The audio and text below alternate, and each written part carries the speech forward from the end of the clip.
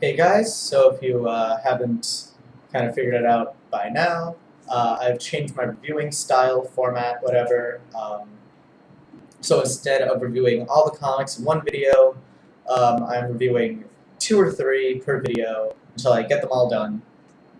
The other videos that uploaded this week are two each, but I picked up 11 comics this week, so this is going to be a three-fer where I review Riddler #1, Black Manta #1, and Killer Frost #1, not necessarily in that order. In fact, because I'm holding it up, we will start with Killer Frost #1, Justice League of America 23.2. Right? Yes, 7.2. All the others are 23 this week.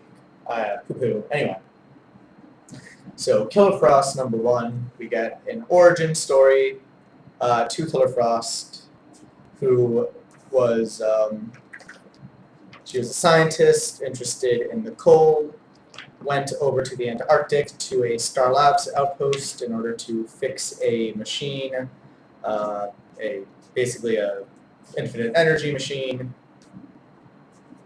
And before the other scientists on her team decide that fuck her, and they try and track her on the device, they turn it on, try to kill her, which, of course, like every other device in comic books, when tried to be used lethally, only exists to create supervillains. So after being stuck in the ice energy machine in the Antarctic, she gains ice-based powers, becomes Killer Frost, and after becoming Killer Frost, she begins to feel this hunger. She is hungry. Okay, I just noticed this. What is up with her boot? Why is her boot so big in this? That is a big-ass boot. Anywho, she becomes Killer Frost and immediately feels this hunger inside her for warmth, which she can no longer feel, and driven by this animalistic hunger, she sucks the energy out of all of her colleagues before making her way back to civilization, where she first runs into Firestorm. And she discovers, after being blasted by Firestorm, that Firestorm has the ability to turn her human again, at least temporarily. And this is where she develops an obsession with recreating Firestorm's energy in order to kind of cure her, in order to feed this hunger that she experiences every day of her life now. And this really paints her as sympathetic, as someone who is driven by these animalistic desires, as someone who never wanted these powers in the first place, who was given these by a malicious effort of colleagues who she trusted. And this is really a punishment for her. And you really sympathize with her character. This then, at the last couple pages of the book, crosses over with the rest of Villains United. She meets the Justice Society, where she assumes, because they basically say so, that they have killed the Justice League, which means Firestorm is dead, which means that she has no hope of curing herself now.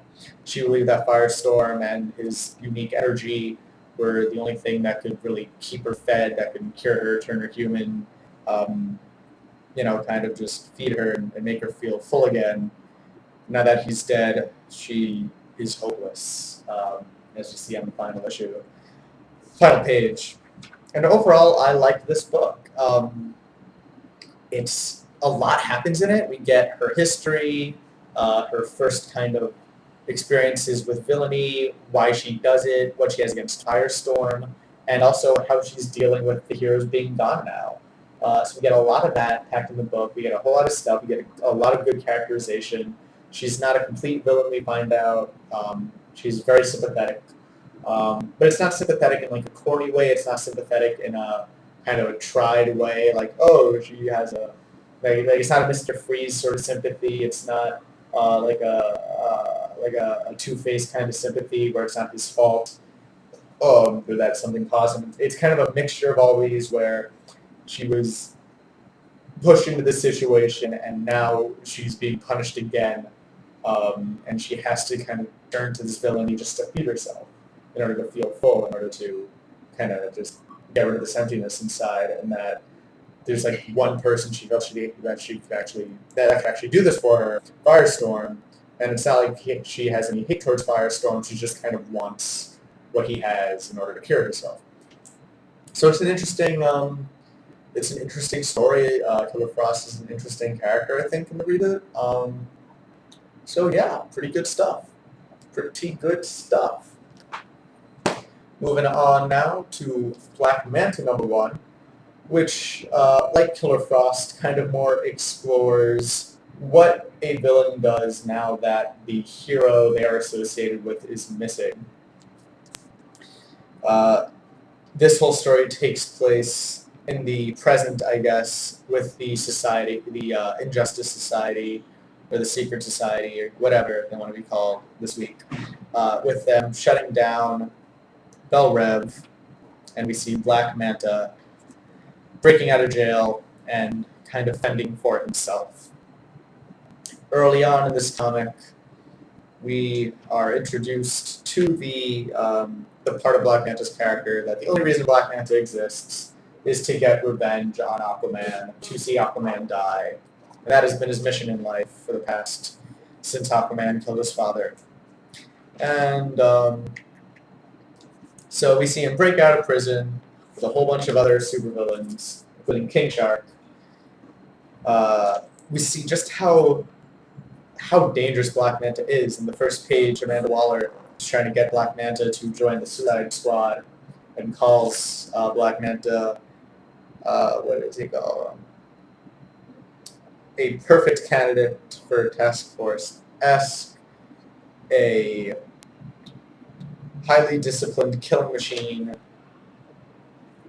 And then we see just what she means by that in this comic, as during the breakout, we have him killing a guard with a coin, break out, retrieve all his stuff from the prison before breaking out with everyone else. He hijacks a helicopter, and eventually he joins up with the other supervillains as the society gives their speech of the Justice League being dead. He finds out this means that they killed Aquaman, which was his whole purpose in life. So now that Aquaman is dead, he really has no idea what to do. He decides not to work with the society. He goes to his father's grave. And then, as Ultraman pushes the moon out of orbit, that changes the tides. He's basically drowning. He saves himself, swims up back to land, and decides to take his revenge on the crime syndicate for killing Aquaman, and basically removing his whole thing in life. And he redirects his hate from Aquaman to the Injustice Society. So overall, again, like Killer Frost, we get a more kind of a deep reading into this character as someone who has a single goal, has trained his whole life in order to do this one goal, and then what he does once this goal no longer exists. And I think it's really good. It doesn't make him sympathetic. Black Manta is still clearly an evil, malicious character, but we get more of an understanding of this character. We get why we already know why he does it. We already know he wants revenge on Aquaman, but we kind of just see how this manifests itself in his daily life when he's in prison, when Aquaman's dead, and all that. I just really enjoyed this book. The art was okay. Nothing to really write home about. But there's still a lot of tension. There's a lot of action happening. If you're following Aquaman, I couldn't say not to pick it up unless you really have just no interest in Black Manta at all. But yeah, going from the guy whose only power and like super friends was owning a boat, you really kind of see just how competent Black Manta is and why he is one of these bigger villains in the Aquaman books, besides having no other villains, basically. And so the last book this week is Batman 23.2, Riddler #1. And I just really enjoyed this book. I wouldn't say it has much to do with the Villains United crossover, or not Villains United, Forever Evil. I've been saying Villains United like the past all these reviews. I meant Forever Evil. But yeah, really, it doesn't cross over much with that. I mean, we get like the only reason Riddler is able to do everything he does in this book is because Batman isn't around right now. But this is kind of more of a not even a heist, just a break-in. It's Riddler breaking into a building and him giving an example of just how dangerous he really can be, kind of like Black Manta did. Riddler's always been one of these sillier villains too, but we really see just how serious he can be when he puts his mind to something. So the main story of this book is him breaking in to the Wayne Enterprises building, and just how effortlessly he does it, how well planned it all is, and how like he's just prepared for all of these variables. And then we see like his ultimate goal in doing this, which it establishes in the first page, where we see him in Arkham, kind of being bullied by the guards before planning this whole break-in. And it is like we get his whole plan, or not his whole plan, but we see just how prepared he is in the setup on this first page. These last 4 panels are 4 riddles, and then we see them repeat through the book at certain times, just to kind of see just like how much of a genius Edward Nygma is and how good of a planner he is. And just we see him break into the building, and like just everything that happens is really cool and really just like well done, and it seems effortless how he does it. It's just I don't really want, like, there's not much to spoil, but there's also it's not really interesting for me to just tell you about. But it's like we have this idea of Batman being able to break into anywhere and like do all these missions without being seen, without being caught, like so effortlessly, you know.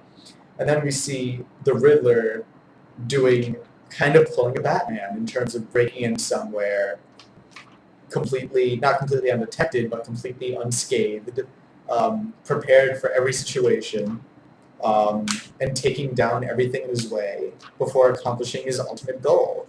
And he's basically unstoppable. And this is the Riddler.